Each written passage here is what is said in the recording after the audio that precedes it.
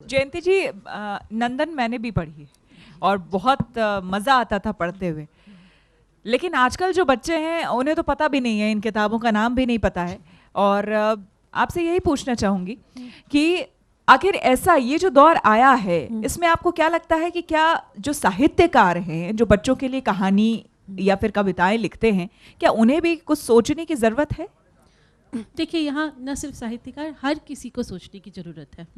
एक तो मुझे ये लगता है कि जो हमने आज ये अपने इस कैप्सूल का शीर्षक बनाया है, आओ बच्चों तुम्हें सिखाएं, सिखाएं के नाम से देखिए सब भाग गए यहाँ, सारे चले गए। सही इसका बात। मतलब है सीखना कोई नहीं चाहता। आप अगर सुनाएं कह देते तो शायद फिर भी वो रुक जाते कि कोई नई बात सुनने को मिल रही है। बिल्कुल।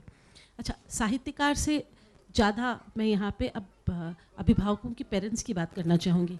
बच्चों में जो रीडिंग हैबिट्स है वो माता पिता जो है वही इनकलकेट करते हैं। बिल्कुल।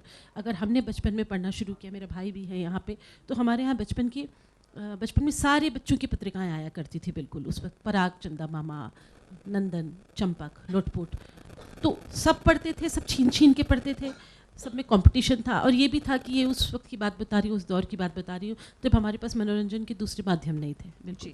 लेकिन आज भी जिन परिवारों में माता पिता बच्चों को रात को अपने साथ साथ किताब देते हैं पढ़ने के लिए, वो बच्चे पढ़ना सीख जाते हैं, उनको शौक हो जाता है। आप अगर टैबलेट देंगे, आप उनको टीवी के सामने बिठाएंगे, अलग तरह से वो उनका दिमाग चलेगा। आप अगर बचपन में 2 साल 2.5 साल में शब्दों से उनकी दोस्ती करवा देंगे तो वो बहुत अलग तरह के बच्चे बनेंगे। बिल्कुल। वो किसी भी तरह की किताब हाथ में आए वो पढ़ेंगे। अगर हिंदी का संस्कार होगा हिंदी पढ़ेंगे, अंग्रेजी का हो तो अंग्रेजी पढ़ेंगे।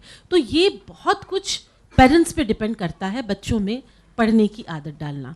फिर आप यहाँ साहित्यकारों की बात कर रही हैं, तो हाँ, साहित्यकारों को भी ये बात समझनी होगी कि बच्चों का जो लेखन है वो बड़ा फ्लोटिंग होता है। हर 3 साल में एक जनरेशन बदल जाता है। मतलब मान के चलिए 7 साल में बच्चे ने पढ़ना शुरू किया नंदन, 12-13 साल बच्चा वहाँ से आगे बढ़ गया, फिर एक नया बच्चा आता है, उसकी ज़रूरतें अलग होती हैं, उसकी दुनिया अलग होती है।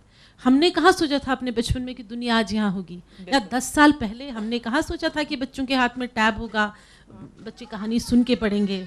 तो ये दुनिया जो इतनी तेज़ी से बदलती है, हाँ, तो वहाँ पे ज़रूरी है कि जो बच्चों के लिए लिखते हैं वो इस समझ के साथ लिखेंगे तो बच्चों से सीधे कनेक्शन हो जाएगा। और मुझे अच्छा लग रहा है बच्चों को देख के। वेलकम किड्स, आइए कुछ सवाल भी उठाइए। आइए आइए।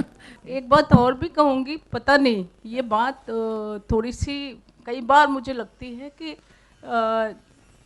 पुस्तकें ऐसा नहीं है कि बच्चों तक नहीं पहुँचती हैं, बिल्कुल।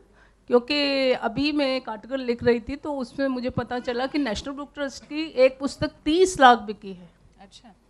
दूसरी पुस्तक 10 लाख बिकी है। हाँ, तो ऐसा नहीं है कि पढ़ने वाले बिल्कुल नहीं रहे। असल में क्या हो गया है, यहाँ अक्सर मैं सेमिनार्स वगैरह में जाती हूँ तो ये बात होती है कि बच्चे पढ़ते नहीं हैं। बच्चे, आप उन्हें बताइए तो सही। मीडिया का कोई ध्यान बच्चों की तरफ है भी नहीं, बल्कि पॉलिटिशियंस जो हमारी ज़िंदगी में बहुत कुछ कर सकते हैं उनका ध्यान भी नहीं है। किस पॉलिटिकल पार्टी के मैनिफेस्टो में बच्चों का जिक्र होता है?